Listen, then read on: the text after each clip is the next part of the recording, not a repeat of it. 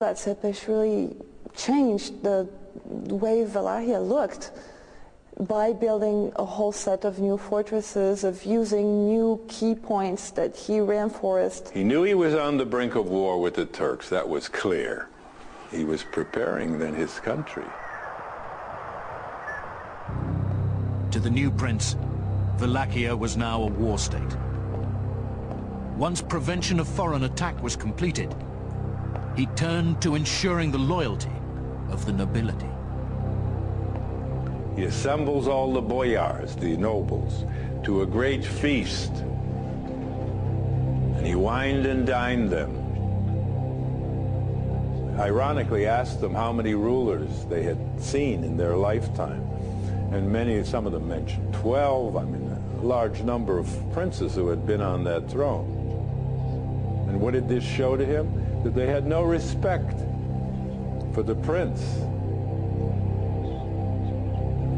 And then afterwards, when they little suspected it, he had the place surrounded. He took them on a death march to his mountain lair, Castle Dracula at Poyenar. And made them work side by side, elbow to elbow with the peasants to rebuild and reinforce the Poyenari castle. And many of them fell from the rock, it's a 1,000-foot drop on all sides. It's a precarious sort of place. Many died from exhaustion and from lack of proper nourishment, but soon turned from being, let's say, a man who was apparently at first relatively popular to someone who was feared.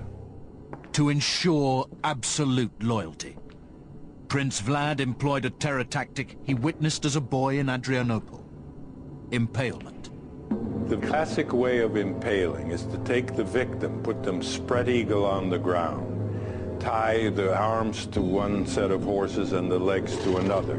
Then you take a stake.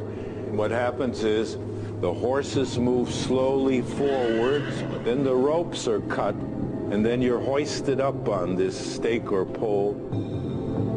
You die very slowly, not from your innards being pierced, but from exposure to the elements generally.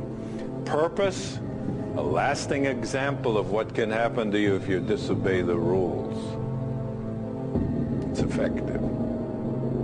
With his ancestral throne secure, Vlad would restructure the social hierarchy and install a strict moral code that would result in the slaughter of thousands of his own people.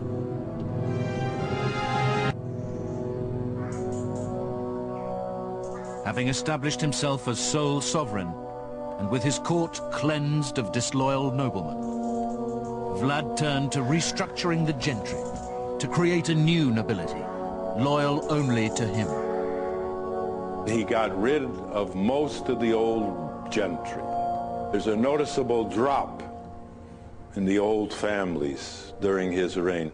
What did he do? He replaced them with lower gentry, who'd be beholden to him and more loyal, more trustworthy.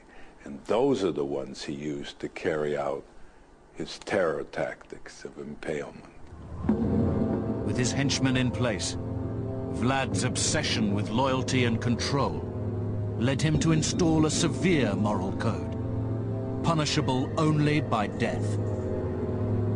He was an extreme law and order man, and all the chronicles testify that during his lifetime there was law and order in Wallachia. He would punish you by impalement for little offenses as well as big ones. If a woman committed adultery, he had her body skinned and then exposed on the village square as a lesson to adulterous wives. Or if a woman was lazy, he'd have her hands cut off and impaled on the village square as a lesson to lazy wives. And he impaled the old people and the children because they were useless. Naturally, the fear of his wrath kept rebellion down to a minimum. According to peasant tradition, Vlad placed a priceless gold cup in every village square for all the peasantry to admire. Many drank from it, but no one dared steal it. The cup remained in the square throughout Vlad's entire reign, as a symbol of his absolute power. What he wanted to do was to establish the fact that he was the absolute ruler, and what better absolute ruler is it than to be godlike? That's what it's all about. God has the power of life and death, and it's indiscriminate, let's face it. That's the essence of terror. Before long, execution was not only administered as a punishment, but became the prince's favorite pastime. Vlad would kill at a whim. Vlad liked to dine amid his impaled victims in his local city, and the stench must have been unbearable throughout the place.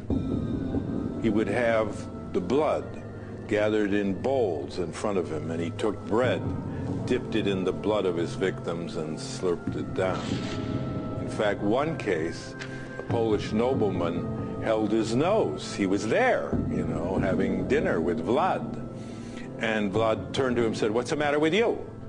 And the fellow said, "My lord, I can't stand the stench of these rotting corpses all around." He said, "Very well, I'll take care of that."